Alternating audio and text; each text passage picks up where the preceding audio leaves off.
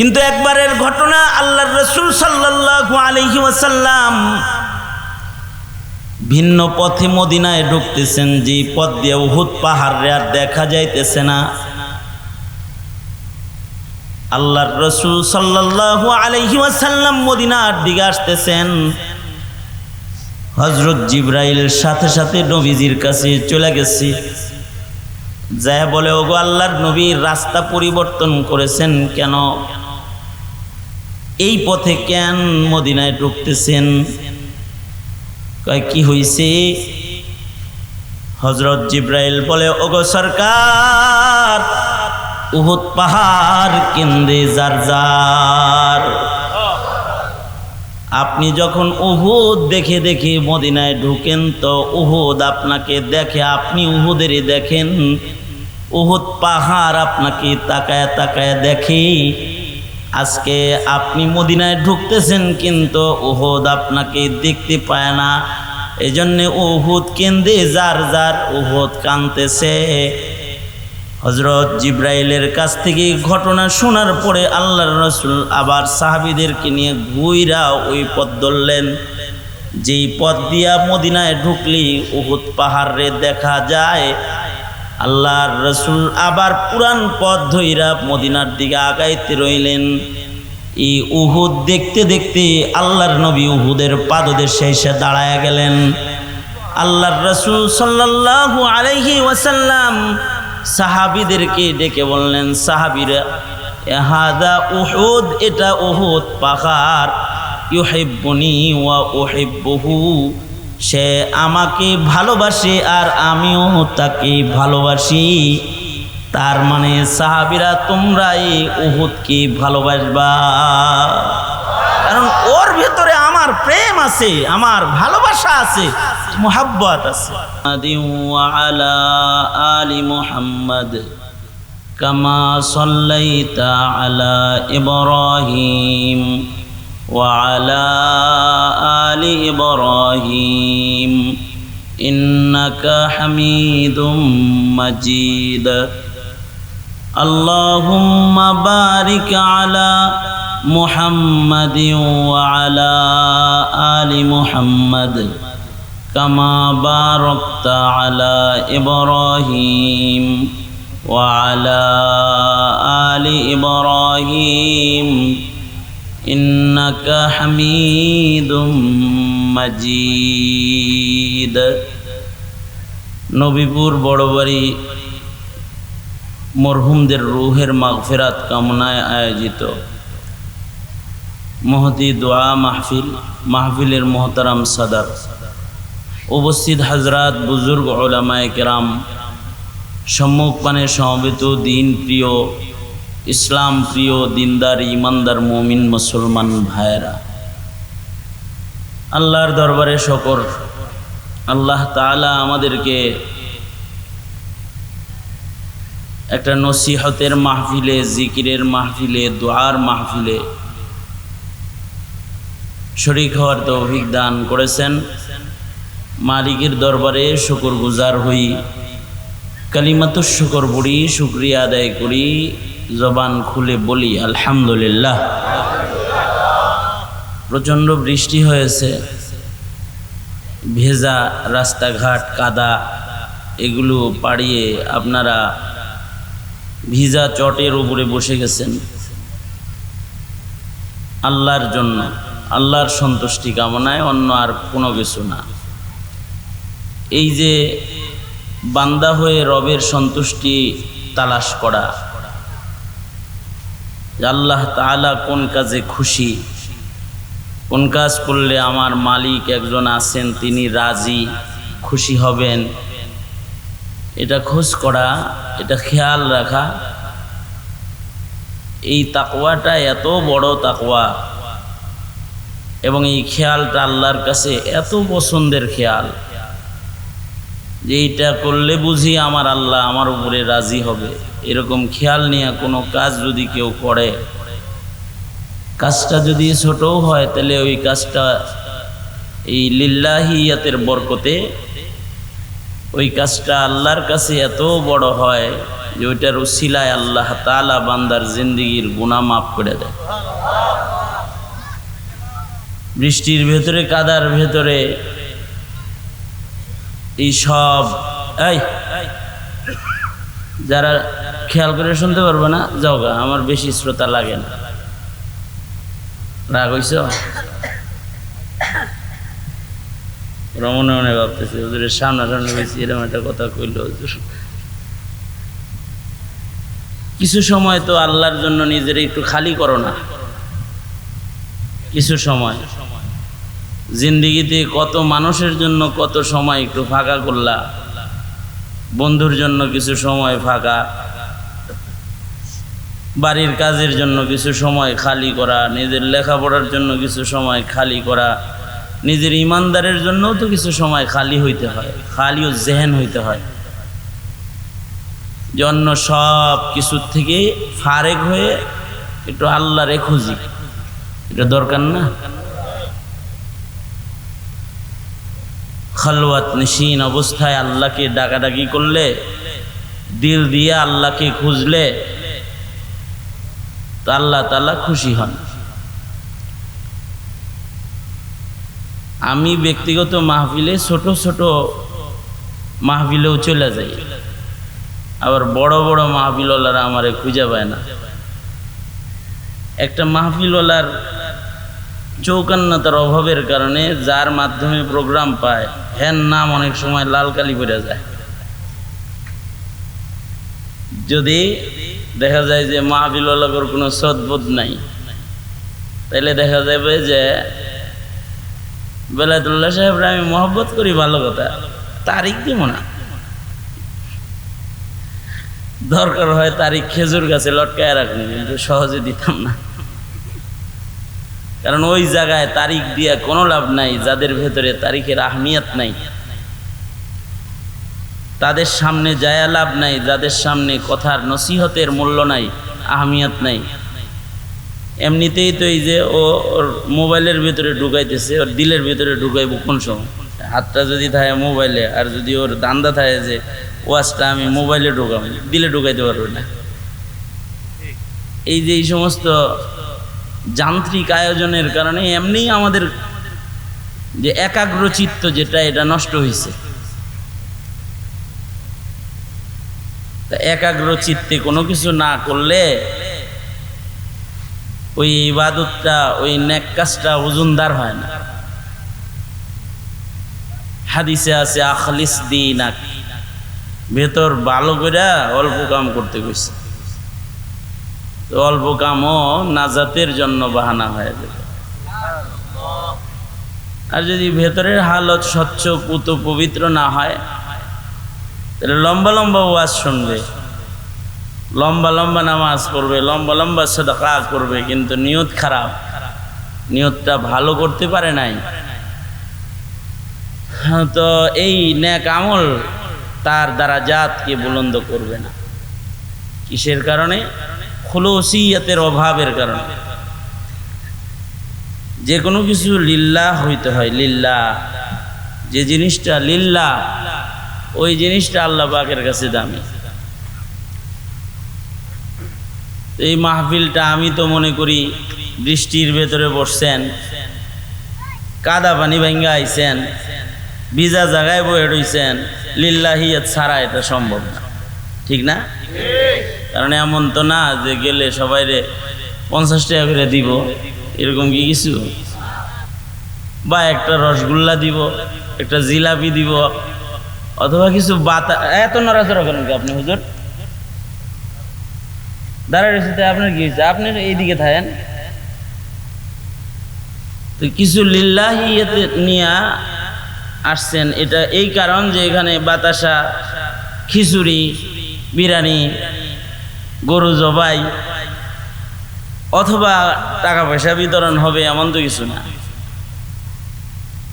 তাইলে নিশ্চয়ই কার জন্য আসছেন? বলেন, কার জন্য আসছেন? আল্লাহর জন্য আসছেন। আল্লাহর জন্য যে আসছেন এটা একটু ধৈর্য রাখেন যে আসলে আল্লাহর জন্য আইছেন। তাইলে বৈঠকটা আল্লাহ আমাদের ক্ষমার কারণ বানাইবেন, জান্নাত দরজা খোলার কারণ বানাইবেন, আল্লাহ পাকের দিদারের কারণ বানাইবেন। আল্লাহ তাআলা কবুল মঞ্জুর করে নেক, বলেন আমিন।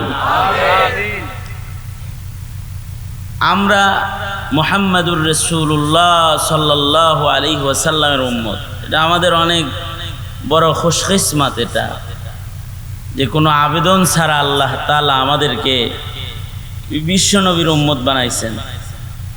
কোনো দরখাস্ত লিখছিলাম? আল্লাহ ইচ্ছে করলে অন্য কোনো পয়গম্বরের উম্মত আমাদেরকে বানাইতে পারতেন না, কিন্তু আমাদেরকে আল্লাহ তাআলা বিশ্বনবীর উম্মত করে মুহাম্মাদুর রাসূলুল্লাহ সাল্লাল্লাহু আলাইহি ওয়াসাল্লামের উম্মত করে যে মনোনয়নটা দিছেন, আমাদের যে কবুল করছেন, এটা তো আমাদের উপরে অনেক বড় মেহেরবানি আল্লাহ পাকের।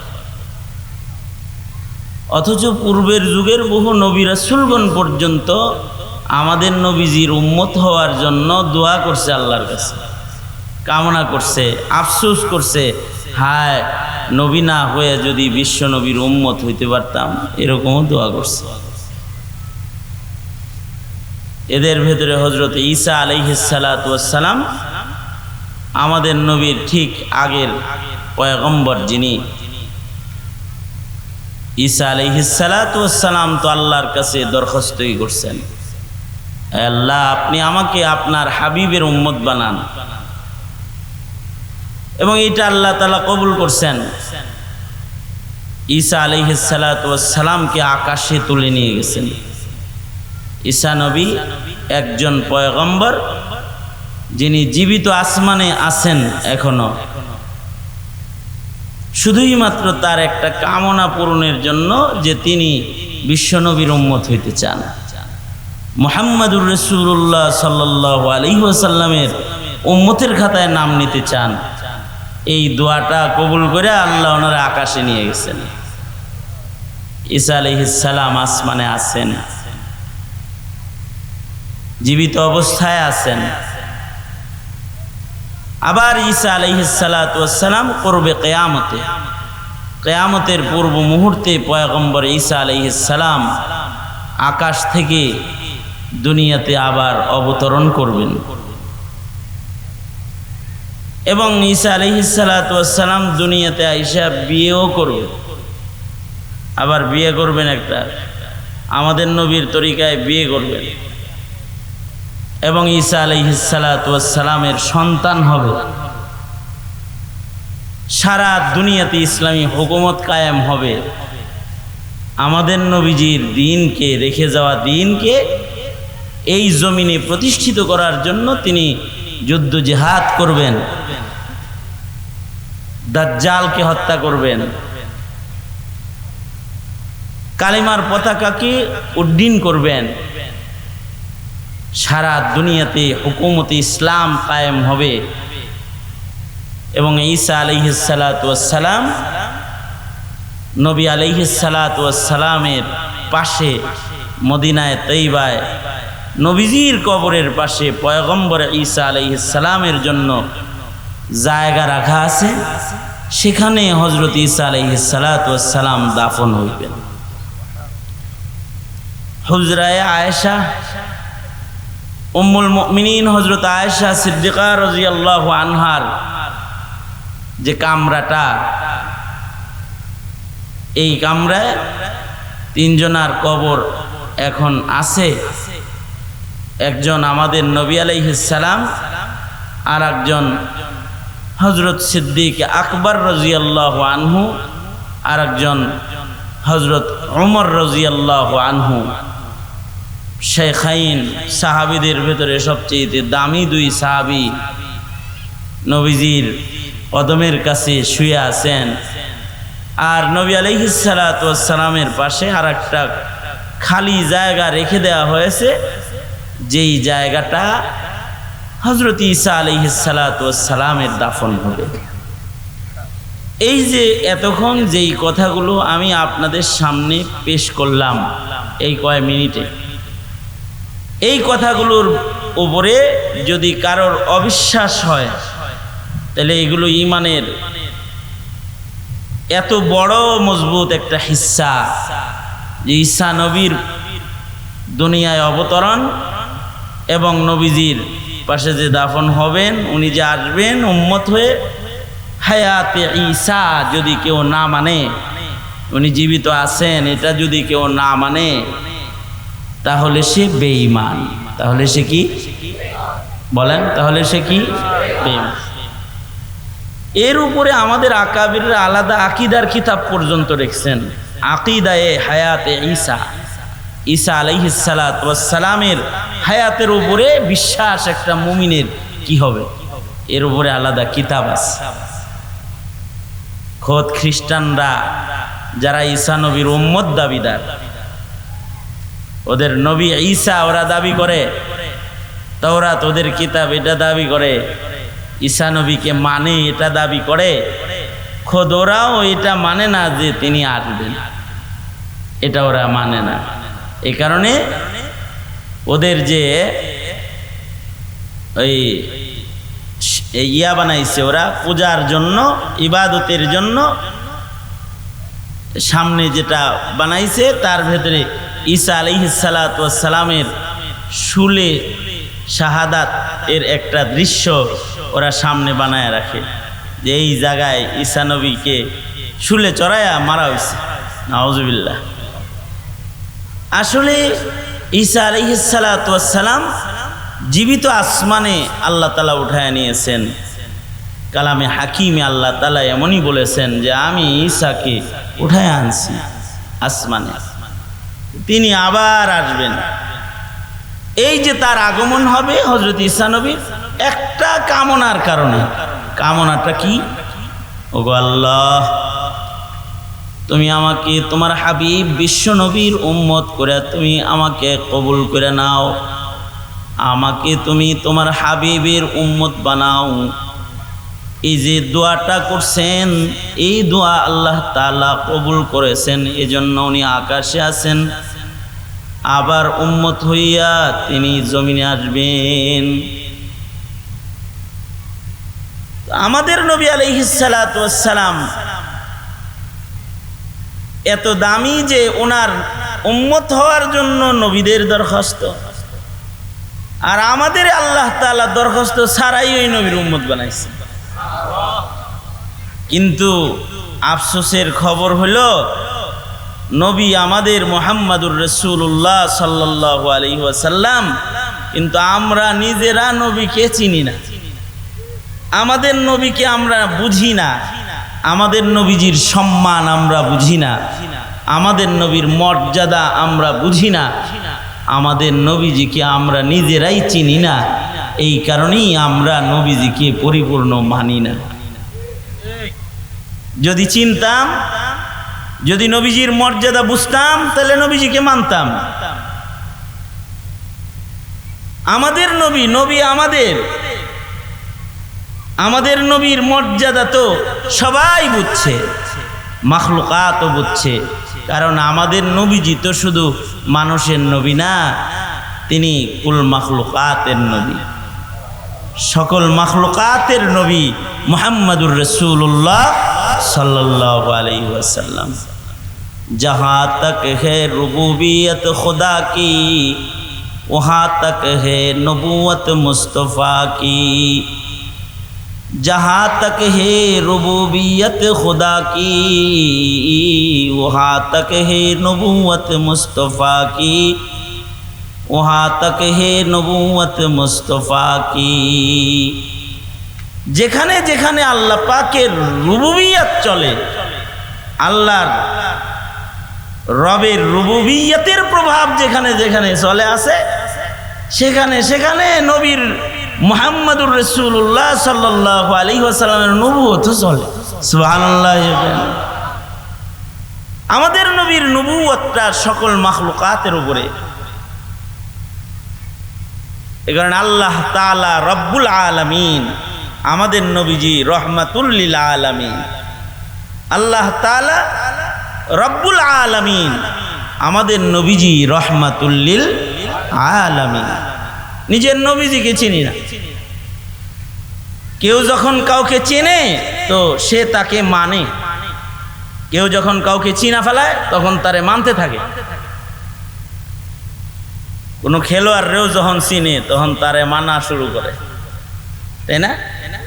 তার মতন চুল বানায়, তার মতন ওই যে এটারে কি কয় যে স্টিকার মারে, ট্যাটু, হ্যাঁ ট্যাটু, তার মতো ট্যাটু লাগায়, তার মতো জার্সি লাগায়, তার মতো চলার ঢং, কথা বলার ঢং, সব কিছু তার ঢং ঢাং নকল করা শুরু করে।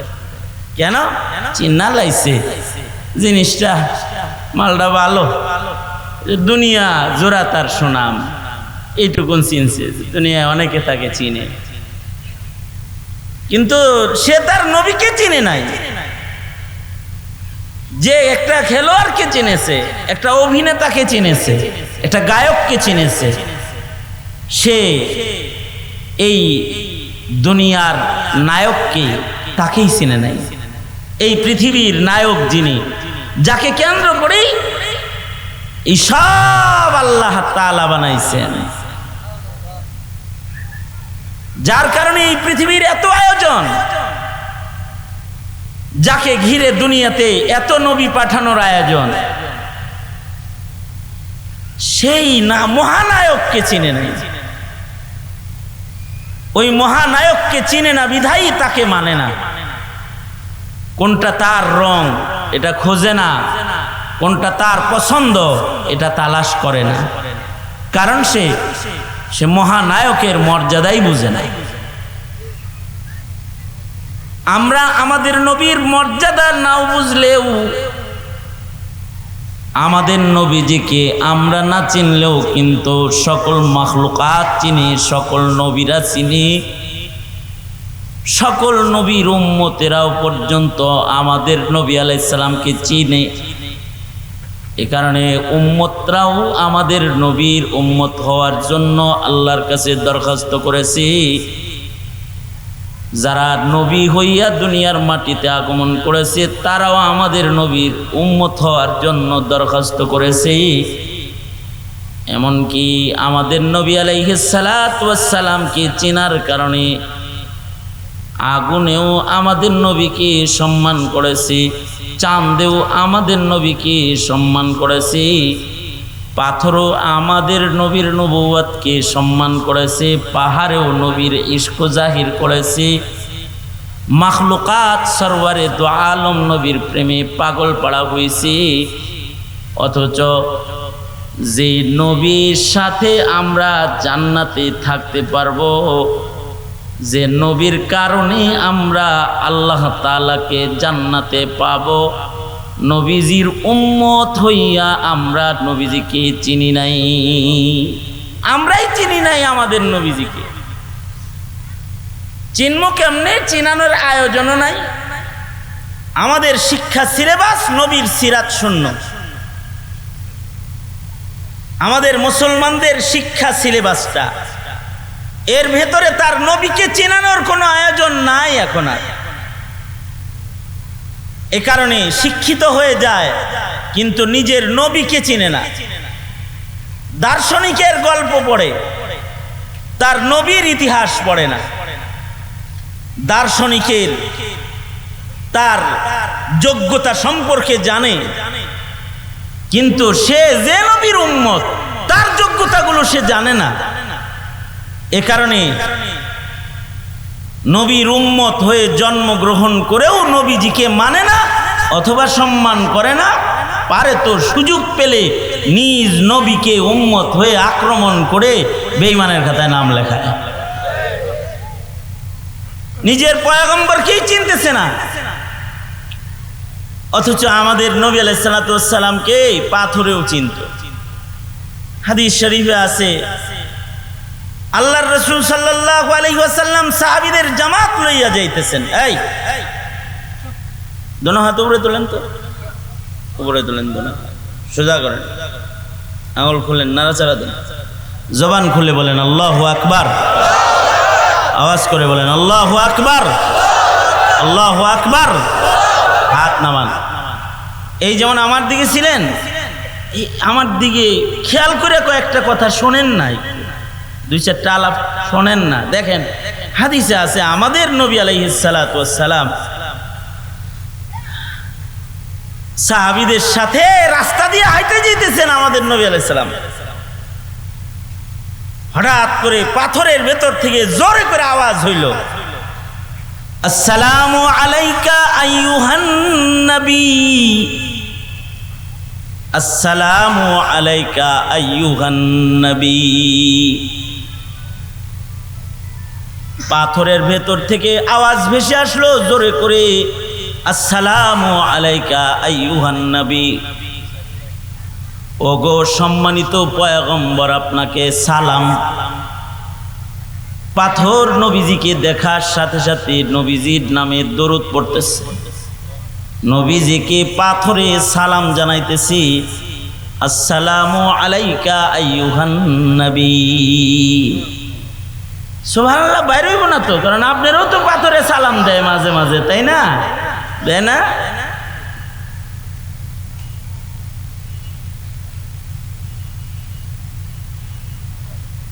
বুঝবেন? দাঁড়িয়ে থাকবেন, এদিকে বসেন, বয়ে থাকেন চুপ করে। মানে খাড়াই থাকলে বলে তো আপনারে দেখবো, পরে আমারে না দেবো। ডিজাইনটা ভালোই, আপনি যেভাবে সুন্দর করে পাগড়ি পরে গামছা টামছা বেঁধে, মাশাআল্লাহ। আল্লাহ তাআলা খায়রের ফয়সালা করুন। সুবহানাল্লাহ তো বাইরেও পেরেছেন, লাগে যেন আগেই না শোনেন, আন্দাজে মান্দাজে আইলা যাইলা সুবহানাল্লাহ কোন এনতে কদ্দুর কোন অন্তে কদ্দুর কোন, ওইদিকে বয়ে থাকেন। আমি খবরটা আবার বলি, বুঝা শুই না, একসাথে সুন্দর করে আল্লাহর নামের পবিত্রতার তসবিহটা উচ্চারণ করেন। খবরটা আবার বলি যে আমাদের নবীজি রাস্তা দিয়ে যাইতেছেন, পাথর পাথর পাথর। আপনার আমার লগে কথা কইছে কোনোদিন? সালাম আল কি দিছে পাথরে? কিন্তু আমাদের নবী আলাইহিস সালাতু ওয়াস সালামের শান এটা, যে নবী আলাইহিস সালাম যাইতেছেন তো পাথর থেকে আওয়াজ বের হইতেছে, পাথর জোরে করে বলতেছে, আসসালামু আলাইকা আইয়ুহান নবী। আল্লাহর রাসূল সাল্লাল্লাহু আলাইহি সাল্লামকে পাথরে সালাম দিতেছে। সাহাবী যারা আছে তারা তো চমকায় গেছে, আওয়াজটা করতে গেল কোন মানুষে আবার কই দাঁড়ায় আবার একখান সালাম মারলো, না জানি আড়ালে কেউ দাঁড়ায়া আল্লাহর হাবিবকে সালাম দিছি। এদিক সেদিক তাকে তুকি করতেছে, হযরত আবু বকর হযরত ওমর কাউকে খুঁজতেছেন, কে সরওয়ারে দু আলম নবীরে সালাম দিল রে। আল্লাহর রাসূল বলে, আবু বকর ওমর ও সাথীরা, কোনো মানুষে সালাম দেয় নাই, এই যে হাজার পাথরটা আমাকে চেনে, ইয়ারিফুনি, সে আমাকে চিনে, আনা আরিফুহু, আমি তাকে চিনি, সেও আমাকে চিনে, ইউসাল্লিমু আলাইয়া, সে আমার উপরে সালাম দিছে, সে আমাকে সালাম দেয়, আর আমি নবীও তাকে আনা উসাল্লিমুহু, তাকে সালামের জবাব দিই। মানুষ না পাথর? পাথর কি কথা কয়? কিন্তু আমাদের নবীজির জন্য পাথরের জবানও খুলে যায়, পাথরেও নবীজি। আল্লাহর রাসূল বলেন, ইয়ারিফুনি ওয়া ইয়ারিফুনি, সে আমাকে চেনে, পাথর আমাকে চেনে। নবীজির শান, পাথরেও নবীকে চিনে, উম্মত হয়ে আমরা নবীকে চিনি না। তো পাথর পাহাড়েও নবীকে চিনে। পাহাড়, বুখারী বর্ণনা বলতেছি, বুখারীতে আছে, কোন ঠাকুরমার জুরির গল্প না, ঠাকুরমার জুরির গল্প না, কিন্তু উহুদ পাহাড় নবীজিকে চেনে।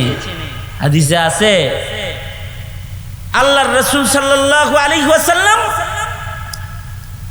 মদিনায় ঢুকতেছেন, এমনিতে আল্লাহর রাসূলের তবিয়ত হলো, আদত হলো, মদিনায় ঢুকতে দূর থেকে আসতে নবীজি উহুদ পাহাড় লক্ষ্য করে মদিনার দিকে আসতেন। ওই যে উহুদ দেখা যায়, উহুদের পরেই মদিনা, চলো উহুদ বরাবর চলো, এভাবে চলতেন। কিন্তু একবারের ঘটনা, আল্লাহর রাসূল সাল্লাল্লাহু আলাইহি ওয়াসাল্লাম ভিন্ন পথে মদিনায় ঢুকতেছেন, যে পথ দিয়ে উহুদ পাহাড় আর দেখা যাইতেছে না। আল্লাহর রাসূল সাল্লাল্লাহু আলাইহি ওয়াসাল্লাম মদিনার দিকে আসতেছেন। হযরত জিবরাইল সাথে সাথে নবীজির কাছে চলে গেছে, যায় বলে, ওগো আল্লাহর নবী, রাস্তা পরিবর্তন করেছেন কেন? এই পথে কেন মদিনায় ঢুকতেছেন? কয় কি হইছে? হযরত জিবরাইল বলে, ওগো সরকার, উহুদ পাহাড় কেন্দে যার যার। আপনি যখন উহুদ দেখে দেখে মদিনায় ঢুকেন, তো উহুদ আপনাকে দেখে, আপনি উহুদেরই দেখেন। উহুদ পাহাড় আপনাকে তাকায় তাকায় দেখে। আজকে আপনি মদিনায় ঢুকতেছেন, কিন্তু উহুদ আপনাকে দেখতে পায় না।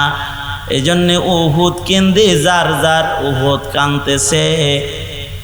হযরত জিবরাইলের কাছ থেকে ঘটনা শোনার পরে আল্লাহর রাসূল আবার সাহাবীদেরকে নিয়ে ঘুইরা ওই পথ ধরলেন, যেই পথ দিয়া মদিনায় ঢুকলি উহুদ পাহাড়ে দেখা যায়। আল্লাহর রাসূল আবার পুরান পথ ধইরা মদিনার দিকে আগাইতে রইলেন। এই উহুদ দেখতে দেখতে আল্লাহর নবী উহুদের পাদদেশে এসে দাঁড়ায় গেলেন। আল্লাহর রাসূল সাল্লাল্লাহু আলাইহি ওয়াসাল্লাম সাহাবীদেরকে ডেকে বললেন, সাহাবীরা, হাদা উহুদ, এটা উহুদ পাহাড়, ইউহিব্বুনি ওয়া উহিব্বুহু, সে আমাকে ভালোবাসে আর আমিও তাকে ভালোবাসি।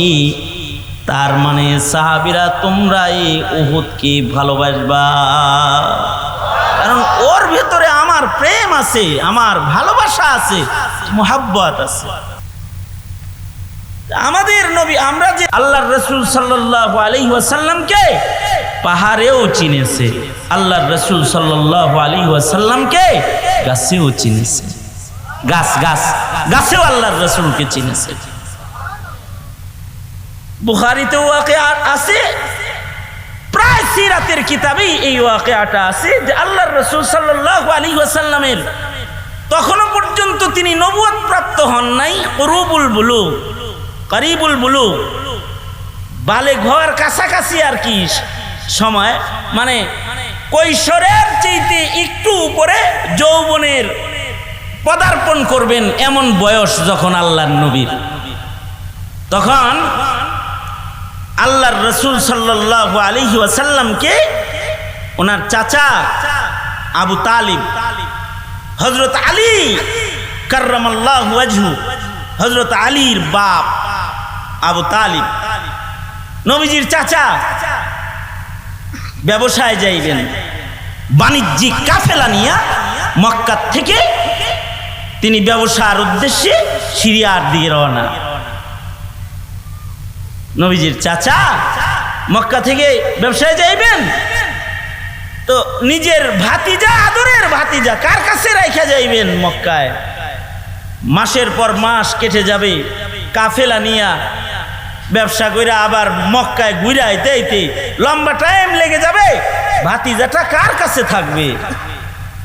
ওর বাপ নাই, মা নাই, দাদাও নাই, চাচা হিসেবে অভিভাবক কার হাতে দিয়া যাইবেন? নিজের সাথে করে নিয়ে রওনা করলেন, চল আমার সাথে যাবি।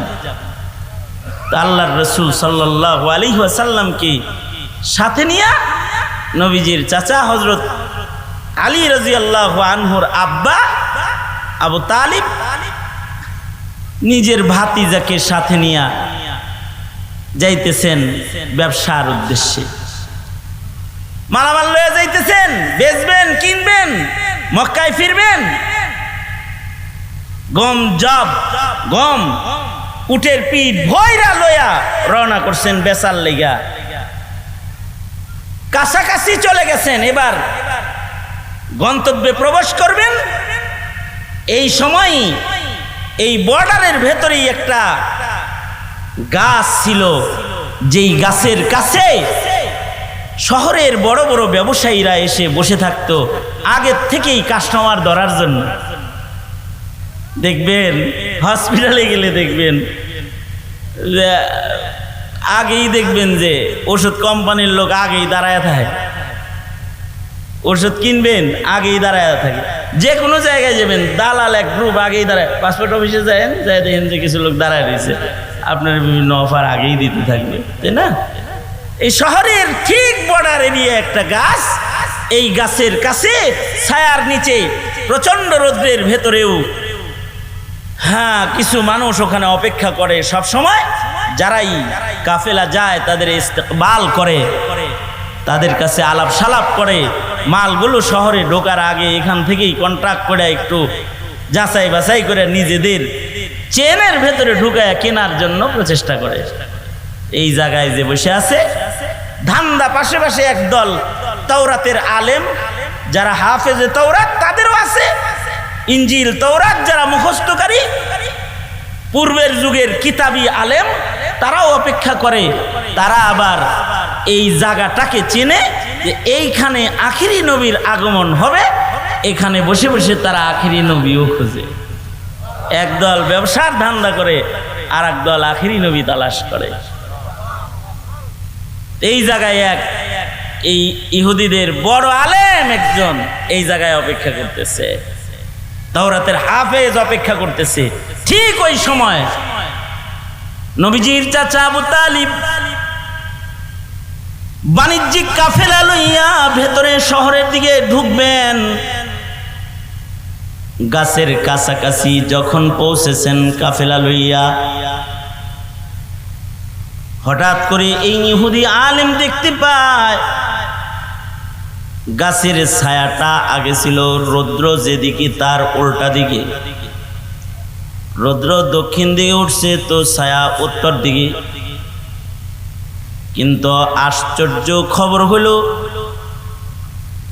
এই কাফেলাটা সামনের দিকে আসতে গাছ তার ছায়াকে পরিবর্তন করে যেই দিক দিয়া এই বাণিজ্যিক কাফেলাটা আসতেছে ওই দিকে ছায়া ঘুরে গেল। কেউ খেয়াল না করলেও ইহুদি বড় আলেম খেয়াল করতেছি কার কারণে গাছ তার ছায়াকে পরিবর্তন করে ইস্তেকবাল করতেছি। বুখারীতে আছে ইস্তেকবাল করতেছি, সাথে সাথে সে দৌড় দিয়া কাফেলার কাছে চলে যায়। কাফেলার কাছে যায় বলে এই কাফেলার আমির সাহেবকে রে, সবাই দেখায় দেয় কুরাইশি সর্দার এই খাজা আবু তালিব, ইনি হলেন এই কাফেলার লিডার। এই ইহুদি আলেম গিয়ে বলে আবু তালিব ছাড়া কি আর কোন দামি লোক এইখানে নাই? কাফেলাকে আদর করে নিয়া গাছের ছায়ার নিচে বসাইছে। সব মুরব্বীরা গাছের ছায়ার নিচে বসছেন, কিন্তু মুহাম্মাদুর রাসূলুল্লাহ সাল্লাল্লাহু আলাইহি ওয়াসাল্লাম ছায়ার নিচে জায়গা পাইতেছেন না। ছোট মানুষ তাই মুরব্বীদের ইকরাম করে মুরব্বীদেরকে ছায়ার নিচে বসায়া দিছেন। আল্লাহর রাসূল সাল্লাল্লাহু আলাইহি ওয়াসাল্লাম ছায়ার নিচে না বসে ছায়ার এক সাইডে যায় রৌদ্রের ভেতরে যায় বসছেন। ইহুদি আলেম এটাও খেয়াল করতেছি যেই এই যুবকটা যা ওইখানে বসছে, দেখে গাছ তার ছায়াটাকে পরিবর্তন করে আবার ওই দিকে ফিরায় দিছে ডালপালা, যেখানে মুহাম্মাদুর রাসূলুল্লাহ সাল্লাল্লাহু আলাইহি ওয়াসাল্লাম বসে রয়েছে। সাথে সাথে ছায়াটা পরিবর্তন করে নবী আলাইহিস সালামের মাথার উপরে ডাল ধরছে। ইহুদি আলেম বলে খাজা আবু তালেব, এই যে কোনায় যে ছেলেটা বসা আছে এর নাম কি? এর নাম মুহাম্মদ সাল্লাল্লাহু আলাইহি ওয়াসাল্লাম। ইহুদি আলেম বলে জমিনে ওর নাম মুহাম্মদ, আসলে ইসমুহু আহমদ, তার আসল নাম আসমানে হলো আহমদ। এ আবু তালিব, তোর হাতে ধরি পায়ে ধরি তোর ভাতিজা দুনিয়ার সাধারণ কোনো মানুষ নন, তিনি জমানার শেষ পয়গম্বর, তিনি রহমাতুল্লিল আলামিন নবী ছাড়া অন্য আর কেউ না। তার চেহারার গঠন, তার ঠোঁট, তার নাক, তার চেহারার সৌন্দর্য সব কিছু দেখা বোঝা যায় তিনি আখিরি নবী ছাড়া অন্য আর কেউ নন।